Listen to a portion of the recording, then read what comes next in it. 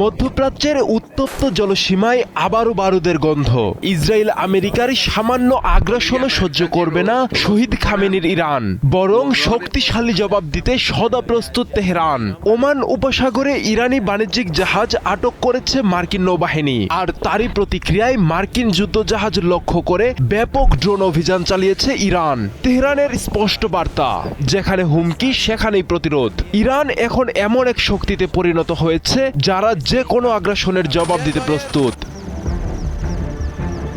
বিশ্ব বাণিজ্যের অন্যতম গুরুত্বপূর্ণ নৌপথ ওমান উপসাগর। এই পথেই চীন থেকে ইরানের দিকে যাচ্ছিল একটি কার্গো জাহাজ। ইরানের দাবি, মার্কিন নৌবাহিনী আন্তর্জাতিক জলসীমায় জাহাজটি আটকে দেয়, কোনো উস্কানি ছাড়াই সেটিকে দখলে নেয়। তেহরান বলছে এটি সরাসরি আন্তর্জাতিক আইন লঙ্ঘন, এমনকি জলদস্যুতার শামিল। এই ঘটনার পরই পাল্টা জবাব দেয় ইরান। আইআরজিসি ড্রোন অভিযান চালায় মার্কিন নৌবাহিনীর অবস্থান লক্ষ্য করে।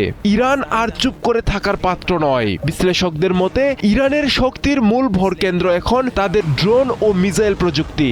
শত শত কিলোমিটার দূর থেকে নির্ভুল আঘাত হানতে সক্ষম, স্বল্প খরচে ব্যাপক উৎপাদন এবং আকাশ সমুদ্র দুই ক্ষেত্রেই কার্যকর উপস্থিতি। এই সক্ষমতা ইরানকে এক নতুন কৌশলগত অবস্থানে নিয়ে গেছে, যেখানে সরাসরি যুদ্ধ ছাড়াই প্রতিপক্ষকে চাপে রাখা সম্ভব। হরমুজ প্রণালী ও ওমান উপসাগর বিশ্বের জ্বালানি সরবরাহের লাইফলাইন। প্রতিদিন লক্ষ লক্ষ ব্যারেল তেল এই পথ দিয়ে যায়। এখানে উত্তেজনা মানেই বিশ্ব অর্থনীতিতে সরাসরি ধাক্কা।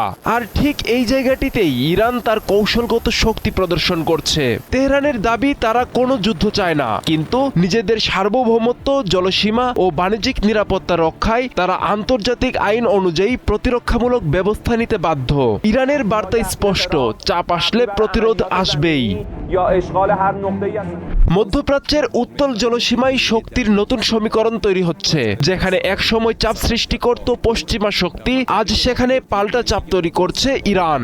ওমান উপসাগর হোক কিংবা হরমুজ প্রণালী, প্রতিটি কৌশলগত পয়েন্টে তেহরান জানিয়ে দিচ্ছে তাদের আঘাতের জবাব শুধু প্রতিরোধ নয়, প্রতিশোধের সমান শক্তিশালী। মার্কিন নিষেধাজ্ঞা, সামরিক অবরোধ, সবকিছুর মাঝেও ইরান এখন এক বাস্তবতা, যাকে উপেক্ষা করা যায় না, দমিয়ে রাখা যায় না। ইরানের দিকে আসা প্রতিটি আঘাত ফিরে যাবে বহুগুণ শক্তি হয়ে। মধ্যপ্রাচ্যে অদম্য এক শক্তির নাম ইরান।